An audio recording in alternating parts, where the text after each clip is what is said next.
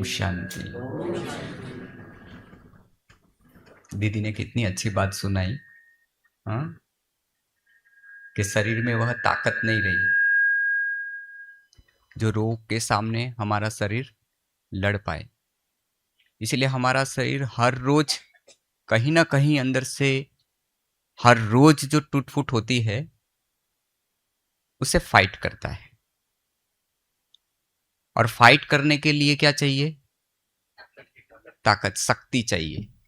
अब शरीर के अंदर ताकत नहीं होंगी तो जो रोग है उसमें धीरे धीरे करके वृद्धि होती जाती है। इसलिए मुख्य बात ये समझने की है कि देखा जाए तो हमारे शरीर के अंदर अभी कोई ताकत नहीं रही। जन्मजात से ही हमारे शरीर के अंदर बहुत सारी ताकत थी, वो धीरे धीरे करके हमने क्या किया? उसको बहुत कम कर दिया या एकदम नष्ट कर दिया, जिसके कारण हम जटिल रोगों से गुजर रहे हैं।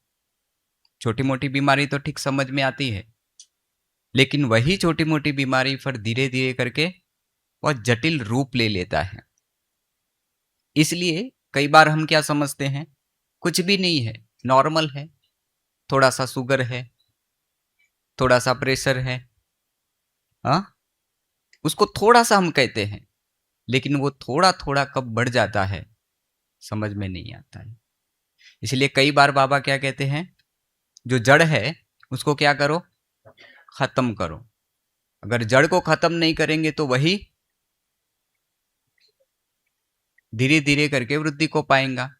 ठीक वैसे हमारे शरीर के अंदर कहीं भी चूरपुर होती है रोग के रूप में, तो उसको समझना और उस पर काम करना बहुत जरूरी है। नेचुरोपैथी सिर्फ इतना ही नहीं है कि सिर्फ कच्चा खाना या भूखा रहना या पानी पर रहना। कई लोग डरते हैं कि वहां पर जाएंगे ना तो पानी पर रखेंगे, जूस पर रखेंगे, फ्रूट पर रखेंगे। ये अंदर से एक प्रकार का डर रहता है। क्यों? कारण क्या है? उसका एक ही कारण है, सबसे अधिक आसक्ति ब्राह्मणों की खाने पीने में है, पहनने में नहीं है। आसक्ति सबसे अधिक खाने पीने में है, इसीलिए अंदर डर है। मौत से डर है? मौत से डर नहीं है। क्यों? क्योंकि शरीर से कोई आसक्ति नहीं है, हमारी शरीर में कोई आसक्ति नहीं है, इसीलिए मौत का डर नहीं है। अब किस बात का डर रहा हुआ है?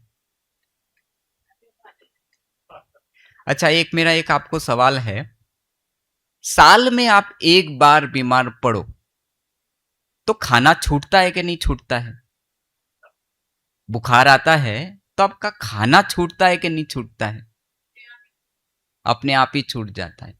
और आपके अगर सामने खाना आ भी जाए, आपको जो पसंद है, गुलाब जामुन पसंद है, समोसा पसंद है, आलू परोठा पसंद है, वो सारी चीजें आपके सामने आ जाए, क्या दिल करता है खाने का?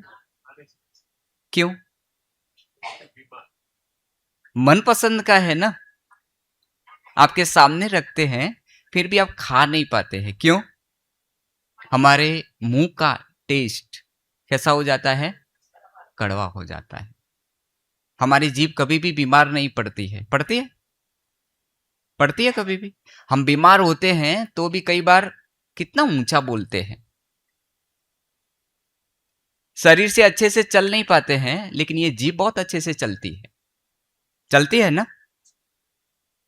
मेजोरिटी लोगों के अंदर एक बात देखी जाती है, बोलते ज्यादा है, समझते कम है। अब बोलने की आदत अधिक किनको होंगी? कई बार सफाई देने की, थोड़ा सा हम ध्यान से भी थोड़ा सा लेंगे इस बात का। ध्यान रखना बहुत जरूरी है कि हमारे प्रकृति के अंदर कितना चेंजेस आता है। देखो, शरीर से आत्मा निकल जाए तो शरीर के अंदर कोई चूरपुर नहीं होती है, उनका प्रेशर चेक करो तो समझ में आएगा। क्यों? शरीर को चलाने वाली जो चेतना सत्ता है उसके अंदर भी हमारा मन है, उसके कारण ही हमारे शरीर के अंदर बहुत सारी चुरपुर होती रहती है। किसी की वात प्रकृति, किसी की पित्त प्रकृति और किसी की कफ प्रधान प्रकृति। उस प्रकृति का आधार क्या है? हमारी मनोस्थिति। हमारी जैसी मन की स्थिति होती है उसी अनुसार हमारी प्रकृति उसके अंदर ढल जाती है। इसलिए नेचुरोपैथी के प्रति कईयों का ऐसा भाव होता है अंदर से कि ये कच्चा ही खिलाएंगे, करेंगे क्या।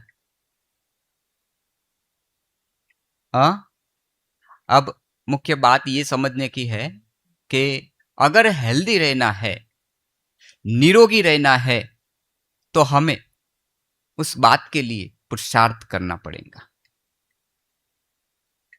4 व्हील गाड़ी चलाने से हमारी टांगे अच्छी रह सकती है। क्यों? एक्सरसाइज नहीं होती है। अच्छा, साइकिल चलाने से कितने लोग साइकिल चलाते हैं? हाँ, जो साइकिल चलाते हैं ना वो बहुत हल्के होते हैं। कारण क्या? वो साइकिल चलाते हैं, साइकिल उनको नहीं चलाती। वो खुद साइकिल चलाते हैं, उसका पुरुषार्थ कर साइकिल चलाएंगे तो इतने ही हेल्दी रहेंगे, निरोगी रहेंगे। और ज्यादा गाड़ी में बैठेंगे तो, ज्यादा एसी में बैठेंगे तो, बैठने की बात है, यहां बैठने की बात नहीं है, यहां पुरुषार्थ करने की बात है, अभ्यास करने की बात है। और जैसा अभ्यास करते हैं वैसे हम अपने जीवन के अंदर प्राप्ति का अनुभव करते हैं। अब पुरुषार्थ ही नहीं करेंगे तो प्राप्ति कैसे होगी? ठीक वैसे 3 बातों पर मैं हमेशा सभी को ध्यान पर दिलाता हूं। एक, सुनते हैं, हम सुनने का पुरुषार्थ अवश्य करते हैं, लेकिन उसको जानने का हम पुरुषार्थ कैसा करते हैं? फिर जानने के बाद मानने का पुरुषार्थ कितना करते हैं? अब जब मान जाएंगे तो जड़ पर काम करेंगे। सुनने से बीमारियां ठीक नहीं होती हैं, जानने से भी बीमारियां ठीक नहीं होती हैं, मानने से बीमारियां ठीक होती हैं। आपको समझ में आ रहा है ना? नेचुरोपैथी क्या है? पूर्ण शरीर का ज्ञान है, प्रकृति का ज्ञान है, जिसको समझना बहुत जरूरी है। कोई भी साधन हो उसको यथार्थ अच्छे से हम यूज करें तो लंबे समय तक चलता है ना। हम शरीर से काम ले तो इसकी भी संभाल करना बहुत जरूरी है। आज अच्छे से हम बोल पाते हैं लेकिन हम अच्छे से चल नहीं पाते हैं। कोई ना कोई प्रकार का आधार चाहिए। इस जीव को कोई आधार चाहिए बोलने के लिए। इसको कोई आधार की जरूरत ही नहीं है। इसके अंदर हड्डी नहीं है, टांगों के अंदर तो फिर भी हड्डी है, तो भी ठीक से चल नहीं पाते। और जीभ के अंदर हड्डी नहीं है फिर भी वो अच्छे से बोल पाती है, हड्डियां तोड़वा सकती है। अब समझने वाली बात है कि देखो, जीभ की जो रचना है वो कैसी है? बिना हड्डी की है। वो दिन में कितनी बोलती है, उसके दिन भर कितनी एक्सरसाइज होती, कहां से बीमार होंगी? हम अपने टांगों का उसी अनुसार यूज नहीं करते हैं, इसीलिए चलने में आगे चलकर दिक्कत होती है। क्यों? अब यहां फिर डालने की भी बात आती है। अच्छा, कोई डीजल की मोटर कार हो, गलती से आप पेट्रोल डाल दो, क्या होगा? वो चलेंगी ही नहीं। ठीक है, चलो डीजल के अंदर घासलेट ज्यादा मिक्स हो, हमको नहीं पता, क्या होगा? धीरे धीरे करके उसका इंजन खराब हो जाएगा। ठीक वैसे ये हमारा शरीर क्या है? एक गाड़ी है, एक इंजन है। इसके अंदर सुबह उठकर थोड़ा सा स्ट्रिक ले लूं तो चिंता नहीं है ना, फिक्र नहीं है ना, कोई बात मेरी मन पर नहीं लेना। हाँ, जो है स्पष्ट है, जिसको समझने की आवश्यकता है है ना। तो सुबह उठकर हम चाय डालते हैं, वो चाय हमारे शरीर के पेटर्न के लिए बनी है।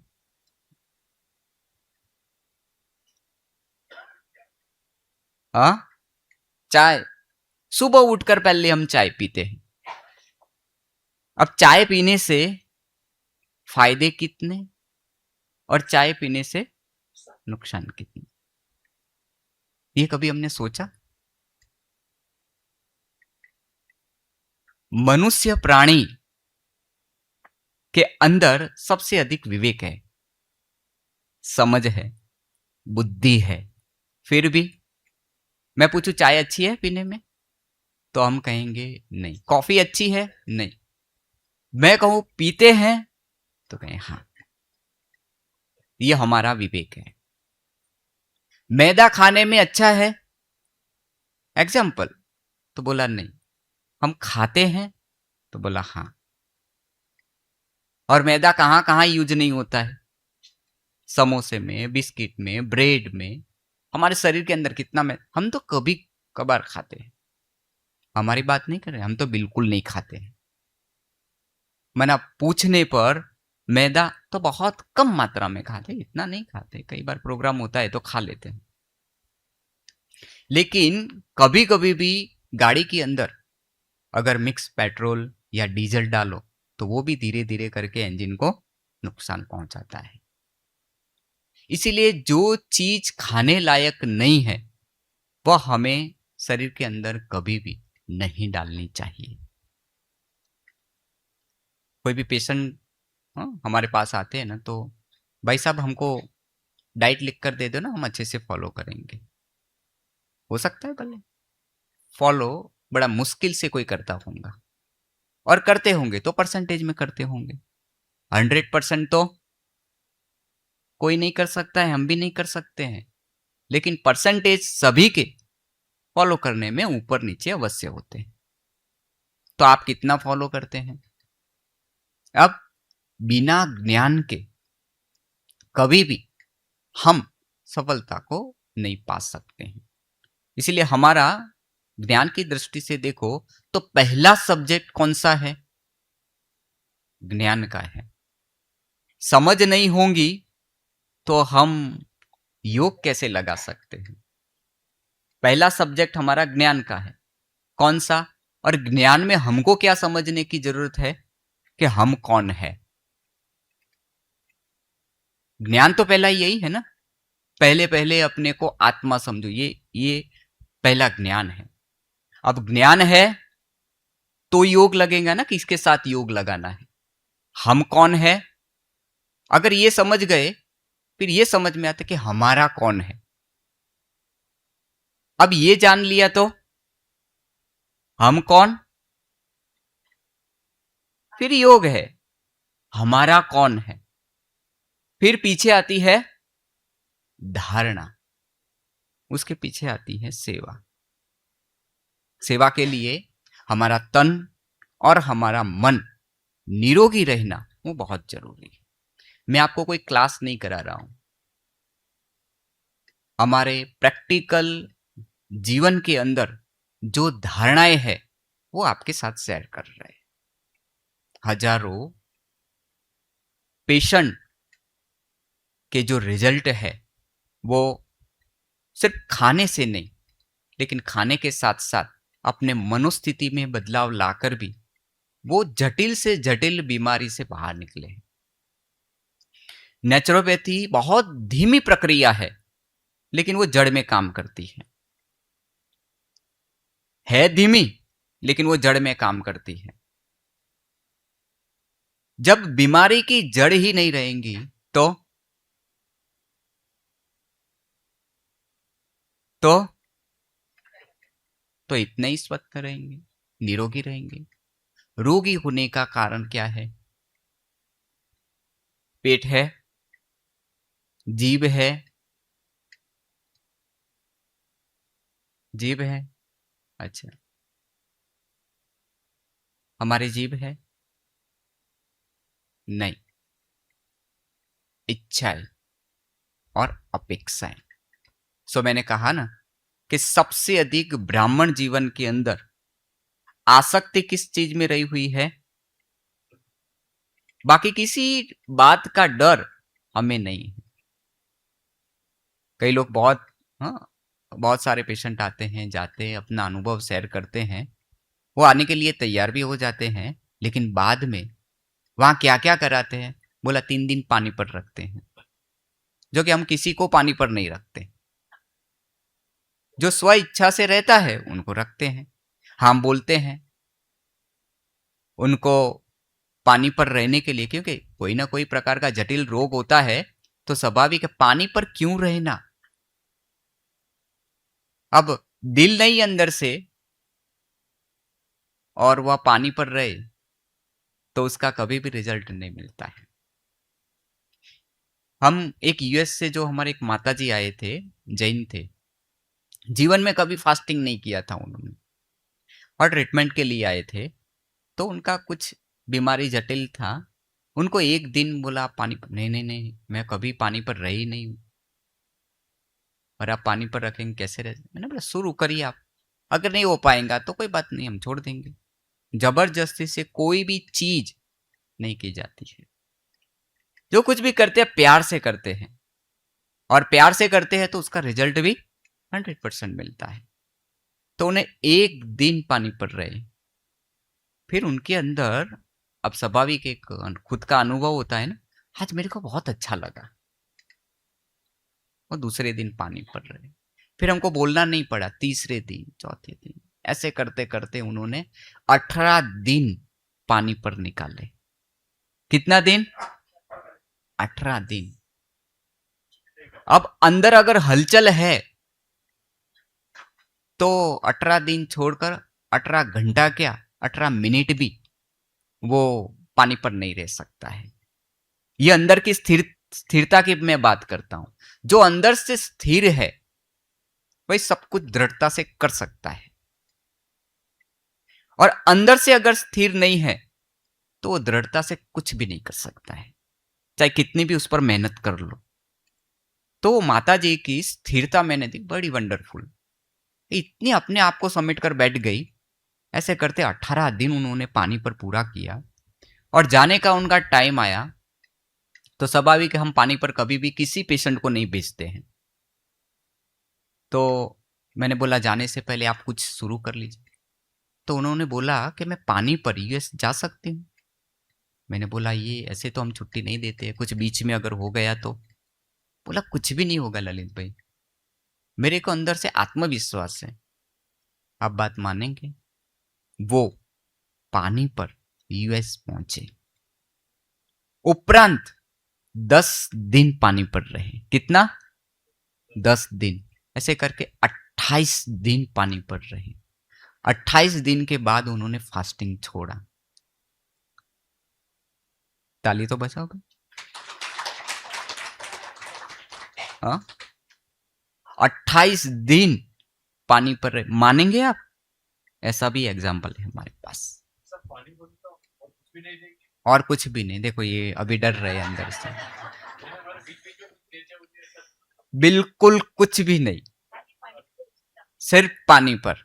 देखिए योगी अंदर से स्थिर होता है, योगी अंदर से स्थिर होता है, और जो स्थिर होता है वो इतना दृढ़ भी होता है। और जिनके अंदर दृढ़ता की ताकत है ना, वो सब कुछ कर सकता है, बहुत सहज है। हाँ, अब ये आपका विचार सब पानी पर ही रहेगा, पानी पर रहने की बात ही नहीं उठती है। ये तो एक एग्जाम्पल है। मैं धैर्यता की बात करता हूं, मैं दृढ़ता की बात करता हूं, मैं स्थिरता की बात करता हूं कि हमारे भीतर स्थिरता कितनी होनी चाहिए। देखो जीवन के अंदर दो बातें नहीं होनी चाहिए, तब सारी बातें हमारी बुद्धि में ठहरती है। एक अहम और दूसरा वहम। ये दो चीजें बुद्धि से निकाल दो, तब हर बात के सार में आप जा सकते हैं। कोई कितना भी विस्तार करे, लेकिन वो सार में कहना क्या चाहते हैं वो आप अच्छे ढंग से समझ पाएंगे। अहम क्या करता है, कोई बात बुद्धि में ठहरने नहीं देता है। अरे हम तो सब कुछ जानते हैं, अरे हमको ये सारी चीजें करने की जरूरत नहीं है।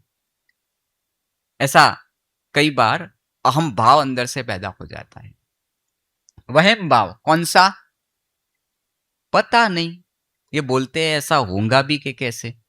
इसीलिए मैंने क्या कहा, हम अपने अनुभव से सारी बातें आपको शेयर करते हैं। तो कई लोग क्या है कि एक अहम भाव में रहते हैं। अहम भाव किस बात का, अरे हम तो सब कुछ जानते हैं, हमको ज्यादा इसके विस्तार में जाने की जरूरत नहीं है। अरे हम तो जो कुछ भी करते हैं, कोई ट्रीटमेंट लेने की जरूरत नहीं, कोई डाइट करने की जरूरत नहीं।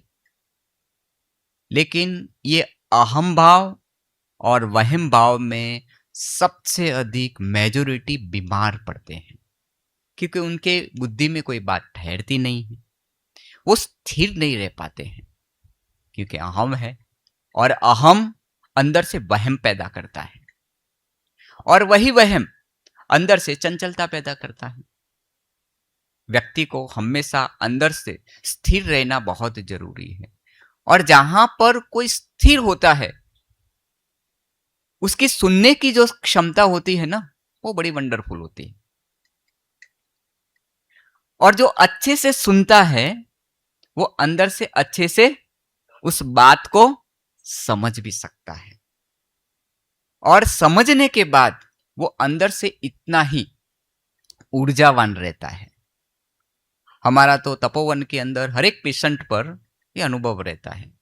बहुत सारे ऐसे पेशेंट आते हैं जो अपने अनुभव में शेयर करते हैं कि सिर्फ क्लास में बैठने मात्र से जो दुख की फीलिंग्स होती है और शरीर के अंदर जो दर्द होता है उसे हम एकदम न्यारे हो जाते हैं।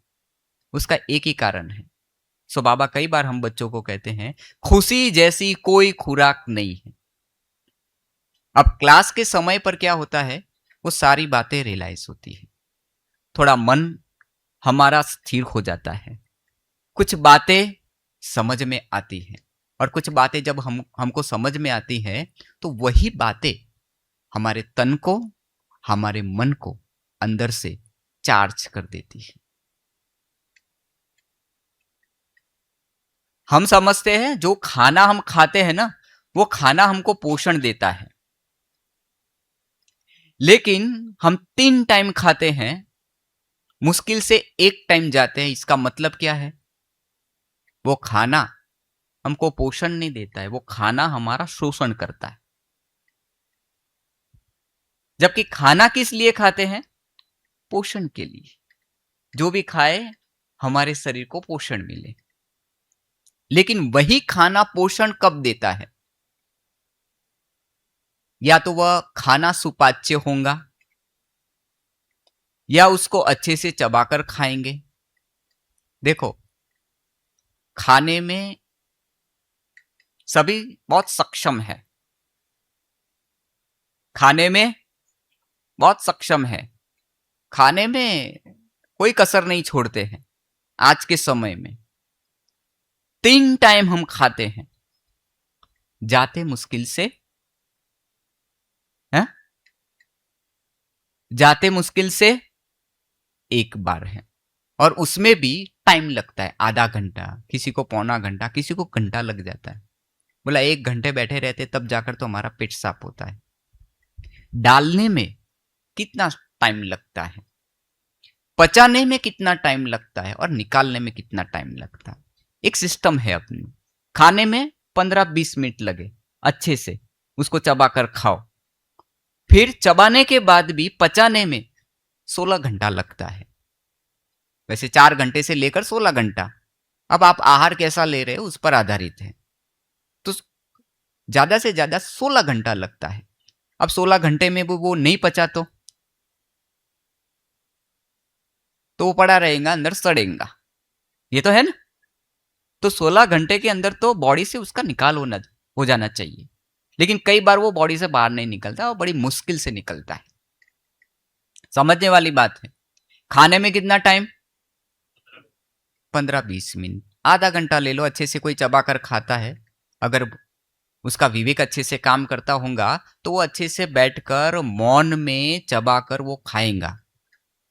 लेकिन उसके अंदर विवेक होते हुए भी विवेक का वो काम नहीं लेता है, तो स्वाभाविक है वो अच्छे से चबाकर नहीं खा पाएगा। ठीक है, पचाने में 16 घंटा ले लो। अच्छा, निकालने में आधा घंटा। अच्छा, कौन सा इस सृष्टि पर ऐसा जीव है जिसको निकालने में आधा घंटा लगता हो? गाय को पेट साफ होने में कितना टाइम लगता है? सेकंड, मिनट की बात छोड़ दो, कुछ सेकंड लगते हैं। उनकी सिस्टम कैसी है? वो 3 टाइम खाते हैं तो 2 टाइम तो जाएंगे ही जाएंगे। हम 3 टाइम खाते हैं, मुश्किल से एक बार जाते हैं। इसका मतलब आंतों की कार्य क्षमता से अधिक हम क्या देते हैं? इसको काम देते हैं। उस पर लोड तो आता है, प्रेशर तो आता है ना, मुश्किल से ये काम कर पाता है। अभी सुबह का खाया, वो पचा नहीं, उस पर और कुछ डाल दिया, सत्यानाश। और अभी शाम हो गई, और कुछ डाल दिया, और बीच बीच में तो कुछ डालते ही रहते, चाय, कॉफी, नींबू पानी, ये वो। अब वो सारी चीजें हमारे कार्य क्षमता पर जाता है कि हमारी आंतों की कार्य क्षमता कितनी है। बाल्टी भी हम इतनी उठाते हैं जितनी हमारे हाथों की कार्य क्षमता हो, उतना ही उठाते हैं, इससे अधिक हम उठा नहीं पाते। छोटा बच्चा होता है तो उसको कितना काम देंगे हम? या कोई चीज उठाने वाली होंगी तो हाँ, आराम से वो उठाकर ले आ सकता है। क्यों? उसकी कार्य क्षमता देखी जाती है। ठीक हमारे आंतों की हम कभी भी कार्य क्षमता को ध्यान पर नहीं लेते हैं कि इसकी कार्य क्षमता क्या है, और कई बार हम उसको अधिक काम दे देते हैं। ये पेट जो है हमारी रोगों की जड़ तब बनती है जब ये खाना अच्छे ढंग से पचा नहीं पाता है। बाकी पेट, हमारा जो पेट है ना, वो इस शरीर का ब्रह्म स्थान है। घर के अंदर हमारा जो ब्रह्म स्थान होता है तो वो कैसा रखते हैं? खुला और साफ। अगर वो साफ नहीं होगा तो घर के अंदर कोई ना कोई नेगेटिव एनर्जी काम अवश्य करेंगी। ठीक वैसे इस ब्रह्म स्थान के अंदर कुछ आकाश तत्व, वायु तत्व, इन दोनों तत्व का बैलेंस नहीं रखेंगे तो हालत क्या होगी? ये भी हमारा ब्रह्म स्थान है। पूरे शरीर का ब्रह्म स्थान आप देख लो, नाभि, और वहां पर हम दो तत्वों का क्या करते हैं? बैलेंस नहीं रखते। कब? खाते हैं तब। कोई चीज अच्छी बनी होती है तो ओवर ईटिंग कर लेते हैं, ज्यादा खा लेते हैं, तो उससे क्या होता है? ये दो तत्वों का बैलेंस नहीं रहता है। माताएं हांडी में मक्खन निकालने के लिए क्या करती है? दही डालती है, उसके अंदर पानी डालती है, उसको क्या करती है? मथती है। लेकिन मथते समय क्या ध्यान रखती है? आधा खाली रखती है। क्या पूरा भर देती? क्यों? मथने के लिए उसके अंदर क्या चाहिए? जगह चाहिए। ठीक वैसे ही ये हमारी क्या है? देसी भाषा में कहो तो एक मथनी है। यहां पर भी जो कुछ भी डालते हो तो मथने जितनी जगह अंदर होनी चाहिए। हमारी संस्कृति के अंदर हमारे पूर्वज एक बात पक्की करा गए हैं, एक टाइम खाओ, 3 टाइम नहाओ। हमने पूरा उल्टा कर दिया है। क्या? 3 टाइम खाते हैं, डालते हैं, और मुश्किल से एक बार जाते हैं। और समझदारी देखो कितनी है हमारी। हाँ, अगर कोई बीमार होता है, बीपी की गोली भी अगर थोड़ी सी शुरू होती है तो अब बीपी की जिनकी गोली शुरू होती है उनके पेट की प्रॉब्लम सबसे पहले होंगी। अब वो एक गोली नहीं लेते हैं, वो 3 गोली लेते हैं। एक, खाना खाने से पहले गोली लेते हैं। किस लिए? पचे इसलिए, उसका पाचन हो इसलिए नहीं, वो एसिडिटी की गोली होती है। कि एसिड शरीर के अंदर ज्यादा हमको फील नहीं होगा। ठीक है, फिर बीमारी की गोली, भाई प्रेशर है तो उसकी गोली, फिर कौन सी गोली? माता जी बोल रहे पेट साफ होने की गोली। क्योंकि कल की भी हमको फिक्र रहती है ना, कल अच्छे से पेट, क्योंकि कब्जियत इतनी रहती है तो स्वाभाविक है पेट अच्छे से साफ सुबह होने वाला नहीं है। इसीलिए रात्रि को सोने से पहले या कोई चूर्ण लेंगे या कोई गोली लेंगे तो सुबह अच्छे से पेट साफ हो जाता है। तो और सत्यानाश करते हैं हम। थोड़े से हम पीछे चले जाए, 5, 10, 15 साल पीछे चले जाए, क्या ये प्रॉब्लम सारी हमारे शरीर के अंदर थी पहले? ऐसी प्रॉब्लम थी पहले? नहीं थी। हम क्या समझते हैं, अब उम्र हो गई है ना इसीलिए मोटापा स्वाभाविक है, शुगर की गोली, शुगर होना, प्रेशर होना ये स्वाभाविक है। हम क्या करते हैं, कमजोर, अब उम्र हो गई है ना, अब 50-60 साल में ही हम अपने आप को क्या समझते हैं, हमारी उम्र हो गई, अब ये सारी चीजें तो नॉर्मल है, ये समझते हैं ना। और अगर हम अंदर से बात करें कि सत्युग के अंदर हमारी जो शरीर की आयु वो 125 से 150 साल होती है, लेकिन प्रैक्टिकल उसकी अनुभूति के लिए भी 10 साल हम इस शरीर के बढ़ा लेवे, ज्यादा नहीं 10 साल थोड़ा सा बढ़ा लेवे। कैसे कैसे समझ में आएगा 10 साल हम बढ़ा लेवे?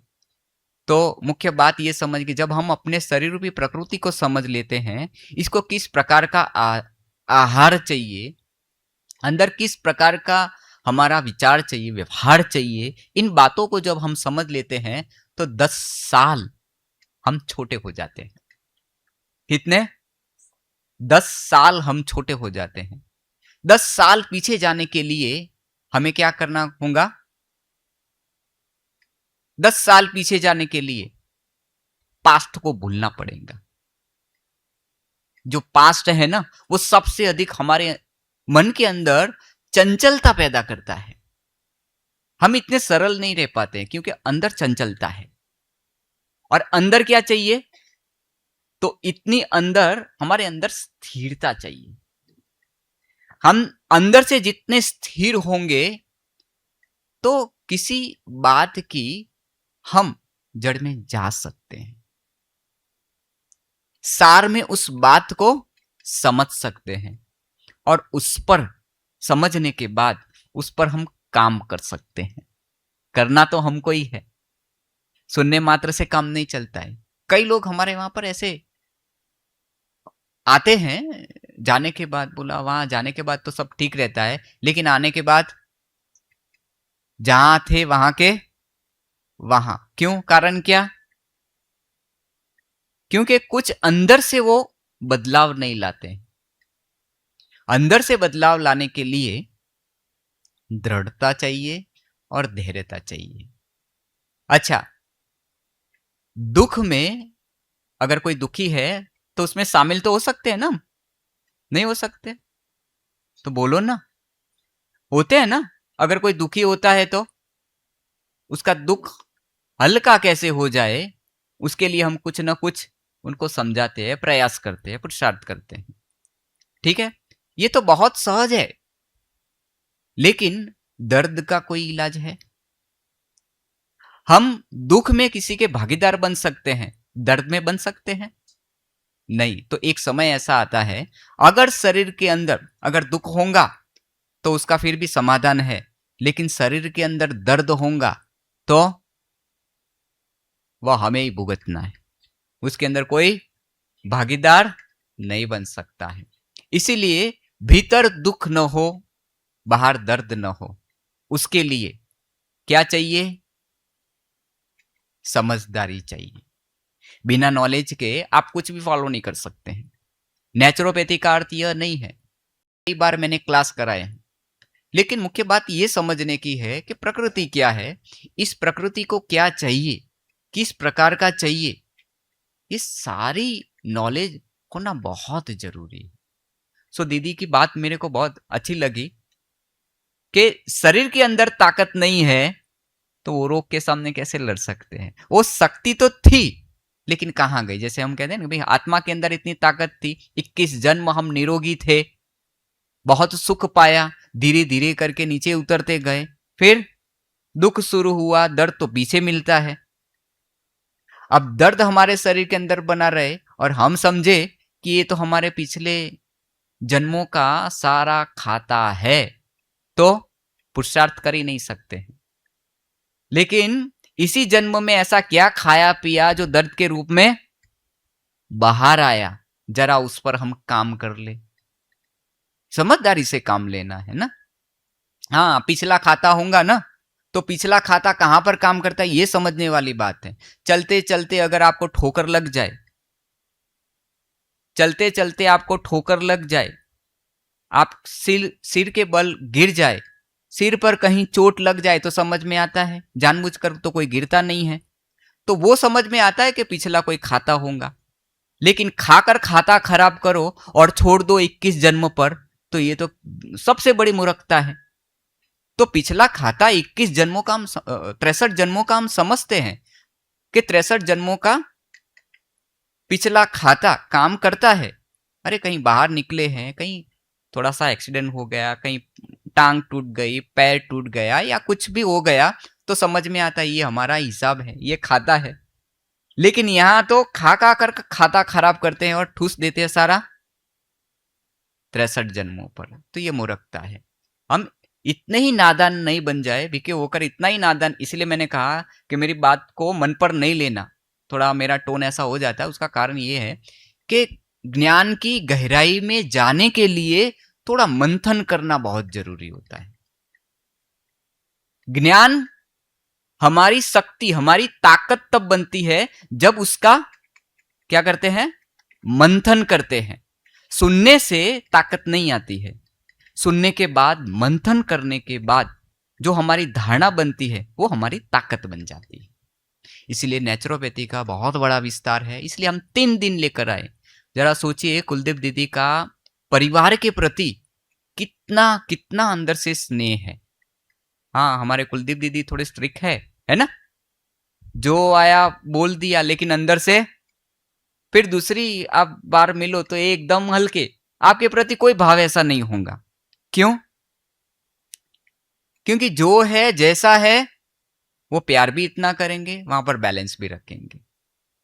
तो उसके अंदर कभी भी हमें अपने आप को हटी जिद्दी नहीं बनाना होता। हम अपनी भी बात कर रहे हैं, हमने भी ऐसे बड़ों की पालना ली है, कहां पर क्या बैलेंस रखना है, कैसे चलना है, दूसरों को कैसे समझ कर चलना है, ये जीवन के अंदर बहुत जरूरी है। तो कुलदीप दीदी के आपके प्रति अंदर की जो भावना है वो बड़ी वंडरफुल है। हम निरोगी रहे इतना ही काफी नहीं, परिवार के लिए क्या कर सकते हैं। जब भी साथ में बैठते हैं तो आप आइए, 2 दिन 3 दिन टाइम निकाल कर उनके साथ बैठिए। अब जो कर सकते हैं कम से कम वो तो बेचारे करे, और जो नहीं कर सकते कोई हर्जा नहीं है, नहीं समझते हैं कोई हर्जा नहीं है, तो वो समय पर समझेंगे। लेकिन एक बात मैं आपको पक्की कराता हूं, लास्ट पॉइंट है, आपको एक बात पक्की कराता हूं, अब समय कैसा आ रहा है ये देखिए। ये तो हम सभी जानते हैं, हॉस्पिटल भरे पड़े हैं, जरा ऐसे ही चक्कर लगा कर आइए, लोग कैसी कैसी बीमारियों से जूझ रहे हैं। हमारे पर ऐसे जटिल रोग वाले आते हैं ना, उनको 2.5-3 महीना हम रखते हैं और घर जाने के बाद उनकी बड़ी खबर लेते हैं, खबर भी लेते हैं, क्योंकि कहां पर वह छोटी छोटी गड़बड़ करते हैं। अब ऐसे ऐसे क्रिटिकल केस हम 6 महीना, 8 महीना, 1 साल, 2 साल तक उनको संभालते हैं, क्योंकि इतना ही क्रिटिकल होता है। डॉक्टर तो बोलते अब कोई फायदा नहीं है। अब देखो आप क्या कर सकते, सेवा करो। ऐसे केस भी हम हैंडल करते हैं, लेकिन सामने वाले की इतनी दृढ़ता होती है, उतना आत्मविश्वास होता है कि हम ये कर पाएंगे, और वो जटिल रोगों से आसानी से बाहर निकल जाते हैं। लेकिन कुछ साल लगते हैं, कुछ समय लगता है। तो उसके लिए धैर्यतावत चलना वो बहुत जरूरी है। और ज्ञान क्या कहता है, हमारा बाबा का ज्ञान क्या कहता है, जीवन के अंदर धैर्यता रखो, आज नहीं तो कल परिवर्तन आएगा। लेकिन उसके लिए एक बात और पक्की कराते हैं, बहुत काल का अभ्यास चाहिए। जिनके जीवन के अंदर बहुत काल का अभ्यास होगा वही अंत में अनुभवी मूर्त बन सकते हैं। और जो अनुभवी मूर्त बन सकते हैं वो दूसरों के लिए आधार मूर्त, उद्धार मूर्त और उदाहरण मूर्त बन सकते हैं। जिस बात के लिए आप अनुभवी नहीं होंगे तो आप दूसरों के लिए आधार मूर्त, उद्धार मूर्त और उदार मूर्त कैसे बन सकते हैं। इसीलिए 3 पॉइंट को जीवन के अंदर धारण करने के लिए हमें क्या करना पड़ेगा, अनुभवी बनना पड़ेगा। और अनुभवी बनने के लिए एक अहम भाव और दूसरा वहम भाव ये छोड़ दो। हम तो हर एक से सीखते हैं, हम किसी को कुछ भी सिखाते नहीं हैं। हम तो हर रोज कुछ ना कुछ पेशेंटों से सीखते हैं, क्योंकि हजारों पेशेंट हमारे संपर्क में आते हैं तो कुछ ना कुछ हमको सिखा कर जाते हैं।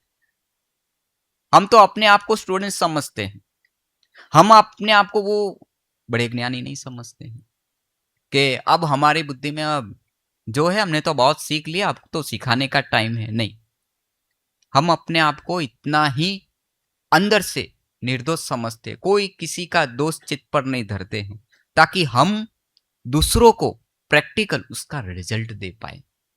तो जीवन के अंदर देखो, मुरली के अंदर ही सारी हेल्थ छिपी हुई है। बाबा सिर्फ आत्मा का नहीं, साथ साथ प्रकृति का भी ज्ञान देते हैं। सो बाबा कहते हैं ना, इस प्रकृति का मैं आधार लेकर आता हूं, लेकिन इसका अपने को, इस शरीर को अपना मैं मानता नहीं हूं, इसका आधार लेता हूं, लोन लेता हूं। ठीक वैसे ही जब हम शरीर से थोड़े से न्यारे हो जाते हैं तो सारी चीजें करने में आसान हो जाती हैं। इसीलिए आपके अंदर वो दृढ़ता होनी चाहिए, वो आत्मविश्वास होना चाहिए करने में। हमारे सामने कितनी भी चीजें कोई लेकर बैठ जाए, कभी भी हमारा दिल नहीं करता है कि हम भी ये थोड़ा सा चख ले, हम भी थोड़ा सा ये खा लें, हम भी थोड़ा सा ये पी ले। क्यों? क्योंकि हमारे संस्कार के अंदर वो चीज इतनी नेचुरल बैठी हुई है। सो हमको कोई अगर हमारे बाजू में बैठकर अगर चाय भी पिए ना, तो उसकी स्मेल से ही थोड़ी हमको, क्यों? क्योंकि वो हमारे स्वभाव में। और कई लोग अगर चाय की सिर्फ सुगंध मिल जाए तो भी हम थोड़े से रिफ्रेश हो जाए, आधार ढूंढते हैं। अब चाय पीने वालों की जो मैं बात करता हूं, मन पर नहीं लेना कोई भी। चाय तो हम भी पहले पीछे सालों पहले पीते थे, लेकिन जब समझ आई तो धीरे धीरे वो भी छूट गई। 18 साल पहले मैं भी चाय पीता था, 18-20 साल पहले। 20 साल हो गए मैंने चाय छोड़ दी है। अब एक मुख्य बात, लास्ट पॉइंट है समझने की, चाय हमको चार्ज करती है। कई लोग समझते हैं चाय पीने से हम चार्ज हो जाते हैं, नींद फिट जाती है और काम अच्छे से हो पाता है। ये अगर चाय नहीं मिलती है तो सिर पकड़कर नीचे, आज चाय नहीं मिली ना, इसके कारण सिर दर्द कर रहा है। अब समझने वाली बात है। आप हर रोज जूस पियो, एक दिन जूस ना मिले तो क्या होगा, सिर दर्द करेगा? कभी नहीं करेगा। नेचुरल चीजों से कभी भी हमारा शरीर प्रभावित नहीं होता है, उसका प्रभाव अच्छा पड़ता है, चाय का प्रभाव बुरा पड़ता है। इसीलिए कई लोग चाय सुबह न मिलने पर सिर पकड़कर बैठ जाते हैं। हमको एक दिन फ्रूट न मिले ना सुबह, तो शरीर और अंदर से स्फूर्तिला हो जाता है, ऊर्जावान हो जाता है। और चाय न मिलने पर इतने डाउन हो जाते हैं कि बात नहीं पूछो। एक समय, सो बाबा कहते हैं ना कि भाई बच्चे, समय ऐसा आएगा सारे आधार छूटने हैं। आधार छूटने से पहले क्या करो, क्या करो? इसीलिए इच्छा अच्छा बनने नहीं देती है। जरा ज्ञान को भी इतनी गहराई में ले जाकर समझ के साथ हम चलेंगे तो शायद हमारे जैसा निरोगी इस दुनिया में कोई नहीं है। इसीलिए दीदी का यही भाव है कि हमारे जो भी शांति सरोवर के जो भी निवासी है, वो गेट के, हमारे तो वहां पर मैं प्रैक्टिकल आपको बताता हूं कि हमारे तपोवन के अंदर गेट के बाहर मुश्किल से कोई जाता है हॉस्पिटल, सिर्फ सेवा के लिए ही जाते हैं, हॉस्पिटल के लिए नहीं जाते हैं।